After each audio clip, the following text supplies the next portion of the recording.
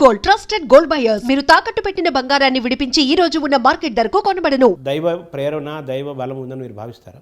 డెఫినెట్గానండి. దైవ బలం లేకుండా మనం ఏమీ చేయలేము. గీతలో చెప్పినట్టుగా నీ శ్రమ నువ్వు పడు, ఫలితం గురించి ఆలోచించుకో అని భగవంతుడు కర్మ సిద్ధాంతం. కర్మ సిద్ధాంతం. అలాగే నేనేది ఇప్పుడు దీపం గాజు పెట్టేసి దేవుడా నువ్వే రక్షించని అనలేం కదా. దానికి మనం ఏదో చెయ్యడ్డు పెట్టో, కార్డు అడ్డు పెట్టో, పుస్తకం అడ్డు పెట్టో ఉంటే ఆ గాలి వచ్చినా తట్టుకొని ఆగుద్ది. అందుకని మనం చేసే కృషి మనం చేయకుండా దేవుడా రేపు పొద్దున్నకి తెల్లారిపాటికి నేను కోటీశ్వరుని అయ్యేటట్టుగా చెయ్యి, నా బుద్ధిని ఇంత బంగారం వచ్చేటట్టు చెయ్యి, లేకపోతే నెక్స్ట్ మంత్ రేపు పొద్దున్నే నేను ముఖ్యమంత్రినో, మంత్రినో, ఎమ్మెల్యేనో అయ్యేటట్టు చెయ్యి. ఇవన్నీ అడిగితే ఇట్లా సంభవం అది. అందుకని అసంభవమైన ఏది అడగకూడదు. మనం చేసే కృషి మనం చేసి మనకు అర్హత ఉందనుకుంటే దేవుడు ప్రసాదిస్తాడు. అంతేగాని రోజు నాకు ఇది ఇవ్వు, నాకు ఇది ఇవ్వు, నాకు ఇది అంటే ఇవ్వడు. అన్ని కోరిక లిస్ట్ చదివేస్తే చాలా పెద్ద లిస్ట్ ఉంటుంది. ఒక కోరిక తీరిన వెంటనే రెండో కోరిక కోరేస్తాడు. అదే 3, 4, 5 ఇంత పెద్ద పుస్తకం పెట్టుకొని. అదే కొంతమంది ఏం చేస్తారంటే కోరికలు తీరంగానే మళ్ళీ మర్చిపోతారు. అదే అమ్మో ఆపద వచ్చేసిందని రోజు దండం పెట్టేసి పొద్దున సాయంత్రం దండం పెట్టేసేసి ఆ కోరిక తీరగానే మళ్ళీ దేవుడిని మర్చిపోతారు. అంటే ఆపద వస్తేనే దేవుడి గుర్తుకొచ్చేస్తే అట్లా కొంతమందికి ఆకలి అయితేనే అమ్మ గుర్తొస్తే అది కరెక్ట్ కాదు కదా అని మీ భావన. మధ్య బాలకృష్ణ గారి సినిమా జయసింహ అనే ఒక సినిమా వచ్చింది. అవును సార్. ఆ సినిమా షూటింగ్ జరిగినప్పుడు కుంభకోణంలో జరిగిందండి. అక్కడ బ్రహ్మాండమైన దేవాలయాలు ఉన్నాయి, చాలా ఫేమస్ కదా, చాలా ఫేమస్ దేవాలయాలు. అక్కడ మేమందరం ఒక కాటేజెస్ ఉన్న ఒక హోటల్లో దిగాం. మేము నా కాటేజీ పక్కన బాలకృష్ణ గారి కాటేజీ, ఎదురుగుండా బ్రహ్మానందం గారి కాలేజీ. రోజు ప్రొద్దున్నే వాకింగ్ చేయడం కోసం నేను 5ంటికి లేచేవాడిని. లేచి వాకింగ్ చేద్దామని ఇట్లా హోటల్లో బయటకు వచ్చేటప్పటికి ఆల్రెడీ బాలకృష్ణ గారు వాకింగు తర్వాత జిమ్ము అవన్నీ కూడా పూర్తి చేసుకొని లోపలికి వెళ్తా కనపడుతూ ఉంటాడు. నా వాకింగ్ అయిన తర్వాత మళ్ళీ ఇట్లా అయిన తర్వాత చూస్తే దేవుడి దగ్గర కూర్చొని పూజ చేస్తూ ఉండేవాడు. మీకంటే ముందు ఉండేవాడు? నాకంటే ముందు, చాలా ముందు. అంటే ఎన్టీ రామారావు నుంచి ప్రేరణ పొందుంటారు. అయ్యి ఉండొచ్చు. అసలు ఎంత సిస్టమేటిక్గా చేస్తారంటే రేపు పొద్దున్న ఏదో 7 గంటలకు వెళ్తే మంచిది కాదు అని అనుకుంటే 4కో 3కో నిద్రలు చేసి అన్నీ చేసేసి ఆ 7 లోపల 6కి 6:30కో బయలుదేరి వెళ్తాడు. అంత క్రమశిక్షణ. అంటే బహుశా ఎన్టీ రామారావు అదే చేసేవారు. ఆయనే ప్రేరణ. అంటే ఆయనకి ఈ తిథులు, నక్షత్రాలు, మంచులు, చెడులు, ఏ రోజు ఎటు వెళ్ళాలి, ఏ రోజు ఎటు పక్క వెళ్ళకూడదు, ఇవన్నీ కూడా తెలుసు బాగా. అవన్నీ ఆచరిస్తాడు ఆయన. అలా చేసేవారు. ఆయన చూసి నేను కూడా కొంత ప్రేరణ పొందాను. నేను కూడా సిస్టమేటిక్గానే చేస్తాను. పూజ చేయకుండా బయటకు వెళ్ళను. తెల్లవారుదామని ఢిల్లీ వెళ్ళాలన్నా కూడా 3ంటికి నిద్రలు చేసి స్నానం చేసి పూజ చేసేసుకొని అప్పుడే బయలుదేరి వెళ్తాను. అవును. మీరు ఎంపీగా ఉన్నప్పుడు 5 ఏళ్ళు? ఎంపీగా ఉన్న 5 ఏళ్ళు. కానీ ఎప్పుడు కూడా ఏ పని మీద వెళ్ళినా కూడా పూజ చేసుకోకుండా మాత్రం ఎక్కడికి ఏ పనికి వెళ్ళను. అది ఒక నిత్యకృత్యం అనమాట. ఎదురుగుండా కాటేజీలో బ్రహ్మానందం గారు ఉన్నారు. ఆయనకి దేవుడు భక్తి అది ఉంది. ఒక రోజున వచ్చాడు, నేను పూజ చేయటం, అక్కడ కూర్చుని నాతో కూర్చుందామని నేను లోపల పైకి చదివి వేస్తూ ఉంటా పూజ. మామూలుగా మనసులో చేసే పూజ కాకుండా దానికి కూడా ఒక కారణం ఉంది. అంటే నా వాయిస్ బిగినింగ్ డేస్లో కొంచెం పీలగా ఉండేది. ఇప్పుడు బేస్ అయింది కదా వాయిస్. అదే అప్పుడు అందరూ చెప్పారనమాట. చెప్పి ఇట్లా బాగా కొంచెం నువ్వు ప్రాక్టీస్ చేసుకోవాలి, వాయిస్ ప్రాక్టీసు, వోకల్ ఎక్సర్సైజ్ చేయాలి, వోకల్ ఎక్సర్సైజ్ చేస్తే కానీ ఇది రాదు అని చెప్పి దానికి ఏయో కొన్ని చెప్పారు. ఆ చెప్పిన దాంట్లో నేను అన్వయించుకున్న దాంట్లో ఒకటి పూజ. రోజు పూజ చేసేటప్పుడు బాగా బిగ్గరగా చదవాలి. అంటే మామూలుగా చదువుడు చదువుతా అంటే మనకి కొంత ఏమంటారు ఫ్రీ అవుతుంటాయి. గొంతుకు సంబంధించిన ఇవన్నీ కూడా ఫ్రీ అవుతాయి చేసాం. అది కొన్నాళ్ళకి అది కరెక్ట్గా సెట్ అయింది. అది అట్లా పెట్టడం. అందుకని ఆ రోజున అట్లాగే చేసుకుంటాను. ఇప్పటికీ అలా ఉన్నారా? ఇప్పటికీ అదే.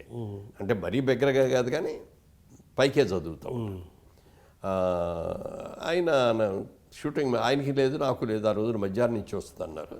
సరే కాసేపు కూర్చొని నాతో మాట్లాడదామని వచ్చారు ఆయన.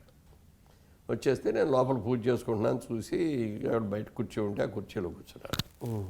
ఇంకా అయిపోద్ది అని ఎదురు చూస్తున్నాడు. అవలా ఏవో అందరు దేవుళ్ళు వరుస పెట్టి నేను స్తోత్రాలు చేసుకుంటా వెళ్తున్నాను. అయిపోయిన తర్వాత బయటకు వచ్చిన తర్వాత అడిగాడు, మురళీమోహన్ గారు మీరు ఏ దేవుడిని ప్రార్థిస్తారో అన్నాడు. నేను అందరూ దేవుళ్ళని ప్రార్థిస్తానండి. జీసస్ క్రీస్తుని చేస్తాను, అల్లానే చేస్తాను, గౌతమ బుద్ధుడిని లైక్ చేస్తాను. శక్తి స్వరూపం. శక్తి స్వరూపం, అన్ని స్వరూపాలని. అంటే మరి మీరే ఎంతసేపు చేస్తారండి అని అడిగా. మీరు పూజ చేస్తారు కదా రోజు, ఎంతసేపు చేస్తారు? నాకు దేవుడు ఒక్కడే అన్నాడు. ఎవరన్నా? వెంకటేశ్వర స్వామి అన్నాడు. నేను వెంకటేశ్వర స్వామికి తప్పించి ఇంకెవరికి పూజ చేయను. అదేమిటి సార్ అలా ఎందుకు పెట్టుకున్నారన్న చిన్న ఉదాహరణ చెప్పాడు. మా ఇంట్లో పని మనిషి ఒక అమ్మాయి ఉంది, 10 ఇళ్ళు చేస్తుంది. మా ఇంట్లో కూడా వచ్చి ఒక గంట సేపు చేసేసి వెళ్ళిపోద్ది. ఆ అమ్మాయికి ఏదైనా ప్రాబ్లం వచ్చిందనుకోండి, ఆడు చూస్తారులే, వీళ్ళు చూస్తారులే అనుకొని ఎవరని చూడం. అదే మా ఇంట్లోనే పని చేస్తుంది అనుకోండి, మా ఇంట్లో పనిచేసే మనిషికి ఏదైనా జబ్బు చేసింది అనుకోండి, ఆటోమేటిక్గా మేము చూస్తాం. చేయాలి కదా, మన మనిషి కదా, మన మనిషి కాబట్టి. కానీ 10 మందికి 10 చోట్ల చేసేటప్పుడు పూజకి 10 దగ్గరికి వెళ్ళే వాళ్ళకి ఆడు చేస్తారు, లేట్ చేస్తారని ఎవరు చేయరు. అందరూ నీళ్లు పోసిన సామెత అయిపోతుంది. అందుకని దేవుడికి కూడా ఆయన తత్వం చెప్పింది వాడు. దేవుడికి పూజ కూడా ఒక్కరికే చేయాలి. ఒక్కళ్ళు చేస్తే మన భక్తుడు ఈయన మనతోనే ఇది ఉంటాడు అని చెప్పి ఆ దేవుడు చేస్తాడు. నువ్వు 10 మంది దేవుళ్ళకి చేసావు అనుకో, వెంకటేశ్వర స్వామి చూస్తాడులే అని ఇంకో ఆయన అంటాడు, ఆంజనేయ స్వామి చూస్తాడులే ఇంకోటి అంటాడు, అయ్యప్ప స్వామి చూస్తాడులే అని ఈయన ఊరుకుంటాడు. అలా అందరు దేవుళ్ళు ఎవరికాళ్ళు ఊరుకుంటారు, ఎవరు మనకి చేయరు. పాయింటే ఆయన థియరీ అది. ఆయన ఆ థియరీలో కూడా ఒక ఇది ఉంది, లాజిక్ ఉంది. అలాగే ఒకవేళ ఏదైనా దేవాలయానికి వెళ్ళాల్సి వచ్చి అక్కడ దండం పెట్టుకోవాల్సి వస్తే అక్కడ కూడా లోపల ఉన్న మూల విరాట్టుని నేను వెంకటేశ్వర స్వామినే భావించి వెంకటేశ్వర స్వామికి దండం పెడుతున్నామనే భావిస్తాను తప్ప ఇంకోటి అందరిలో అన్ని దైవాల్లో వెంకటేశ్వర స్వామినే చూసుకుంటాడు ఆయన. అంతే. ఇప్పుడు ఆ తీరి మీకే అనిపించింది సార్? మీరు కదా అందరినీ పూజిస్తారు కదా, పెద్ద దేవత విఘ్నేశ్వరుని మొదలు పెట్టుకొని మొత్తం. అలా అని చెప్పింటే నేను ఏ దేవుడిని అని పూజించను, నాకు అందరి దేవుళ్ళు ఇష్టమే. దేవుడు అనేది ఒక తల్లి తండ్రి గురువు దైవం లాగా అందరూ ఇష్టమే. అదే అంటే ఒక ఇదంతా సృష్టి ఎలా జరిగింది అంటే దానికి ఒక శక్తి, ఏదో ఒక శక్తి. ఆ శక్తి దానికి రూపం లేదు, పేరు లేదు, ఏమీ లేదు. కానీ మన పూజ ఆధ్యాత్మికం వాళ్ళకి మీద కాన్సన్ట్రేట్ చేయాలి. ఈ దేవుడి మీద కాన్సన్ట్రేట్ చేయాలంటే ఆ దేవుడికి ఒక రూపం కావాలి, అది పూజ గురిలో ఆ ఫోటో ఏదో కావాలి. అవన్నీ ఉంటేనే కదా మన ధ్యానం దానితో అమ్మవారని, వెంకటేశ్వర స్వామిని, ఇట్లా రకరకాల అయ్యప్పని ఇట్లా పేర్లు పెట్టుకొని ఆ పూజ చేస్తాం. అదే లేదనుకోండి, అక్కడ ఏమని చేస్తాం, ఎంతసేపు చేస్తాం. శూన్యంలో కూర్చొని చేయాలంటే కష్టం కదా. ఆ మధ్య మేము అమెరికా వెళ్ళినప్పుడు అక్కడ చికాగోలో బహాయ్ టెంపుల్ అని ఒకటి ఉందండి, చాలా ఫేమస్, చూసారా అని అడిగారు ఎవరు. లేదండి అంటే రేపు నేను తీసుకెళ్తానని తీసుకెళ్ళారు. లోపలికి వెళ్తే ఏమీ లేదు. లోపల పెద్ద హాలు, నిశ్శబ్దం, సైలెన్స్ ఈజ్ గాడ్ అక్కడ పెట్టిన బోర్డు. వాళ్ళ థియరీ. అక్కడికి వెళ్ళి కూర్చోండి. మీరు పావు గంట కూర్చుంటారా, గంట కూర్చుంటారా, 3 గంటలు కూర్చుంటారా, మీ ఇష్టం. ఎవరితోనూ ఎవరూ మాట్లాడకూడదు, నిశ్శబ్దంగా ఉండాలి. సెల్ ఫోన్లు మోగటాలు ఏం ఉండకూడదు. సెల్ ఫోన్లన్నీ బయట పెట్టేసి రావాలి. తర్వాత పైకి అసలు ఎవరు పక్కన వాళ్ళతో కూడా మాట్లాడకూడదు, ఎవరు కూడా నిశ్శబ్దంగా ఉండాలి. ఇది వాళ్ళు పెట్టినది ఆ టెంపుల్. చూస్తే చాలామంది వస్తున్నారు, అట్లా కాముగా కూర్చుంటున్నారు, జపం చేసుకుంటున్నారు, ధ్యానం చేసుకుంటున్నారు, ఏదో వాళ్ళ పద్ధతిలో వాళ్ళు చేసుకుంటున్నారు. కానీ మన కాన్సన్ట్రేషన్ కుదరదు. అది బాగా ప్రాక్టీస్ చేస్తే తప్ప చాలా కష్టం అది. అందుకని మనం దేవుని పెట్టుకుంటాం.